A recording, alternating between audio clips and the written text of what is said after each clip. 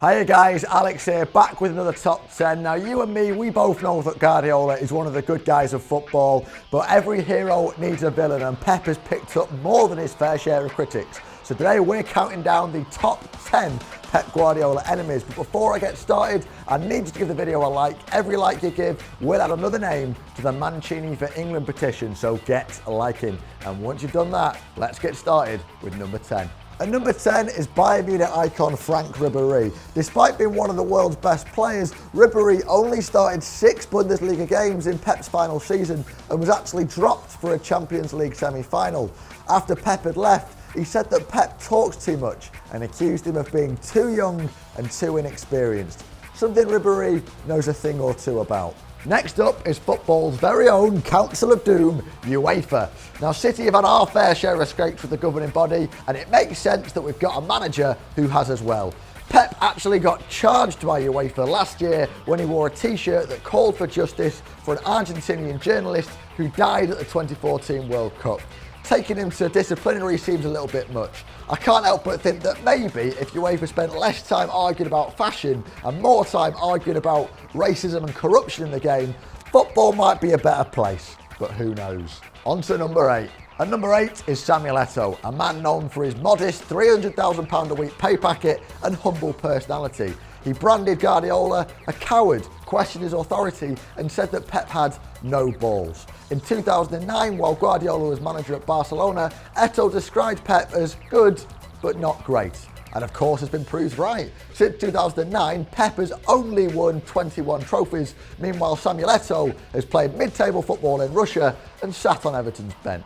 At number 7 is the internet. Now, no one quite knows what Pep's got against the internet, but what we do know is that he banned Raheem Sterling from Twitter and Instagram, that he got rid of Wi-Fi at the club's training ground, and he's got a reputation for confiscating players' mobile phones. But then again, if hashtag Alex is a fraud and hashtag Alex is bald was trending, I wouldn't be a fan of social media either. Next up is Sandro Rosell, the man who became president of Barcelona whilst Guardiola was at the club. At the time, everything seemed rosy, but since Pep has left, it's clear that a feud existed, with them trading blows and accusations in the media, and perhaps their relationship was one of the key reasons that led to Guardiola leaving the club in 2012. At number 5 is self-described super agent Mino Raiola, a man who regularly criticises Pep in the media and on several occasions has accused Guardiola of having no balls. And when he's not obsessing over Guardiola's testicles, he also represents Paul Pogba, Zlatan Ibrahimović and Henrik Mkhitaryan, so Raiola might as well be United's chief scout. So perhaps we can understand why he doesn't think too much of Manchester City. At number 4 is Hans Wilhelm Müller-Wohlfahrt. That's easy for me to say. The 72-year-old doctor and club legend at Bayern Munich ended his 40-year reign when Guardiola accused the medical team of being responsible for a 3-1 defeat to Porto in the Champions League. Turns out that Guardiola, ever the trendsetter, was ousting doctors way before Mourinho made it fashionable. At number 3 is Zlatan Ibrahimović, Manchester United's star man and Vlad the Impaler lookalike.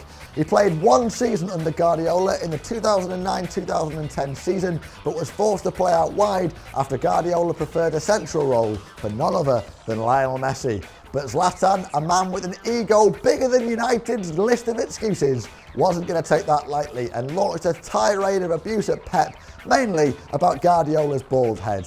Now admittedly, Guardiola doesn't have Zlatan's luscious locks, but he does have class. Zlatan went on to say that Pep wasn't a man, and I'm inclined to agree. Pep's a god.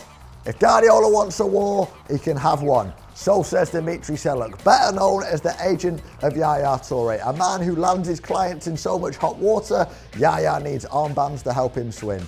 It seems Seluk is intent on riling up Manchester City and Pep Guardiola, accusing Pep of humiliating Yaya Toure.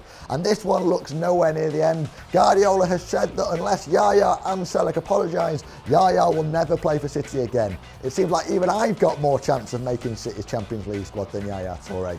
I'm sorry, Dimitri, you can't have your cake and eat it. Well, at number 1, a man who had to be, of course, a man who'd be at the top of anyone's top 10 enemies list, José Mourinho, the Portuguese manager, seems to have followed Guardiola throughout his career, from the time at Barcelona and Real Madrid to their time now at Manchester City and Manchester United. A blockbuster of a rivalry. There have been fights on touchlines, arguments in press conferences, thumbs in assistant managers' eyes, and this one looks like cooling no time soon.